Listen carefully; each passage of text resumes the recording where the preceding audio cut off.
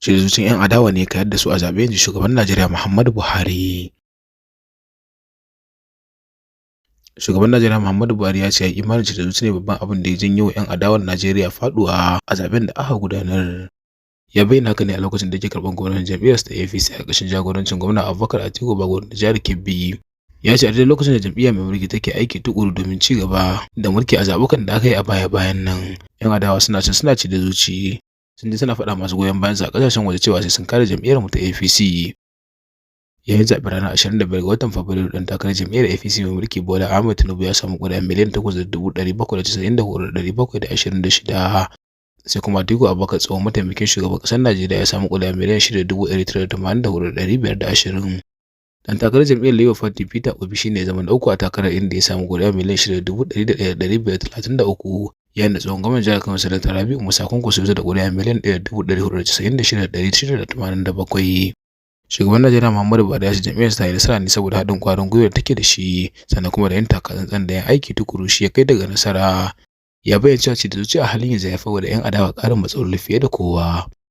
Abin na yi musu wahala su yi wa magoya bayansu na ƙasashen waje gamsasshen bayani akan abin da ya sa suka gaza kayar da mu, inji shugaban Najeriya Muhammadu Buhari.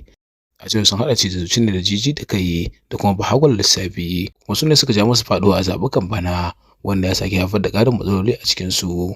Da kai ana tambayar su me yasa suka kasa kayar da mu.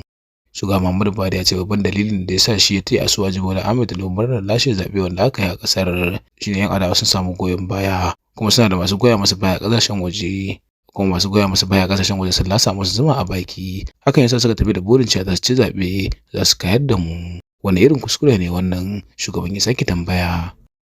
Shugaban Najeriya Muhammadu Buhari ya kuma yi bayani game da burinsa na rayuwa, inda ya bayyana cewa bayan ya sauka daga mulki ya yi niyyar koma gidansa na Daura, inda zai zauna na tsawon watanni 6 kafin ya koma Kaduna. Sanarwar Malam Garba Shehu, mai magana da yawan shugaban ƙasar ta Najeriya, ta ambato Buhari na yaba gwamnatin jihar Kano da Malam Nasir El-Rufai saboda ƙoƙarin da ya samu da abubuwan more rayuwa da su kyautata rayuwar ɗan adam. Tun bayan sanar da sakamakon zaɓen Najeriya wanda aka yi shi a ranar 25 ga watan Fabrairu, masu sharhi kan al'amuran siyasa a Najeriya suka fara yin tsokaci game da sakamakon sa. Idan da 'yan adawa da sun haɗa ƙarfi wuri ɗaya, mai yiwuwa da sun ci zaɓe cikin kwanciyar hankali. Ana da ɗora alhakin faɗuwar jam'iyyun adawa na Najeriya akan matsalolin rabuwar kai da shiga zaɓe a lokacin da suke fama da baraka. 'Yan takarar shugaban ƙasa a zaɓen watan Fabrairu guda biyu, wato Peter Obi da kuma Rabi'u Musa Kwankwaso, duk sun ɓalle daga babbar jam'iyya mai adawa ta PDP, wanda ta shiga zaɓen a daidai lokacin da take fama da baraka a cikin gida.